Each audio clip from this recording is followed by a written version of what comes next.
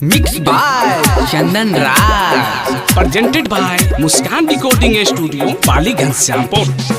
2021 की शुरुआत करे छै,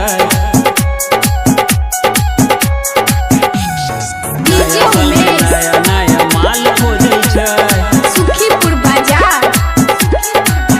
2020 लॉकडाउन रहे, सब काम मोबाइले से चले, सब काम मोबाइले से चले। 2020 लॉकडाउन रहे, सब काम मोबाइले से चले। एल 2021 छोरा देने अपन जीत, एल 2021 छोरा देने अपन जीत, नया नया जोगार खोजे छै।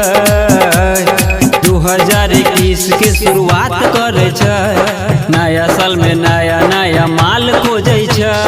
2021 के शुरुआत करे छै, नया साल में नया नया माल खोजे छै। presented by Muskan recording studio Paliganj Shyampur. 2021 के शुरुआत करे छै, नया साल में नया नया माल खोजे छै, सुखीपुर बाजार। 2020 में मौका नहीं मिलले, कतो खोजलिए उ छोरिया नहीं मिलले। खिड़की सजा के हम घर में घुसलिए, छोड़ छोड़ कही कहियो बहुत पिटलिए, छोड़ छोड़ कही कहियो बहुत पिटलिए। 2020 में मौका नहीं मिलले, कतो खोजलिए उ छोरिया नहीं मिलले। खिड़की सजा के हम घर में घुसलिए, छोड़ छोड़ कही कहियो बहुत पिटलिए। खोजबे नया नया माल, नया साल के शुरुआत, खोजबे नया नया माल, नया साल के शुरुआत।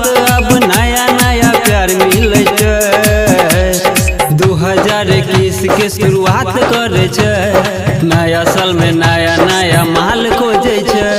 2021 के शुरुआत करे छै, नया साल में नया नया माल खोजे छै। Mixed by Chandan Raj, 2021 के शुरुआत करे छै, नया साल में नया नया माल खोजे छै, सुखीपुर बाजार। नया साल में नया माल मिलते हैं, जकरा से प्यार के फूल हियो खिलते हैं। नया साल 2021 छोरी से मिलते फ्री में यो किस, छोरी से मिलते फ्री में यो किस। नया साल में नया माल मिलते हैं, जकरा से प्यार के फूल हियो खिलते हैं। नया साल 2021 छोरी से मिलते फ्री में यो किस।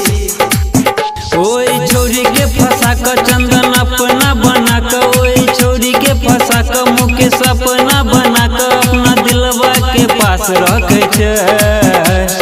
2021 के शुरुआत करे छै, नया साल में नया नया माल खोजे छै। 2021 के शुरुआत करे छै, नया साल में नया नया माल खोजे छै। mixed by Chandan Raj।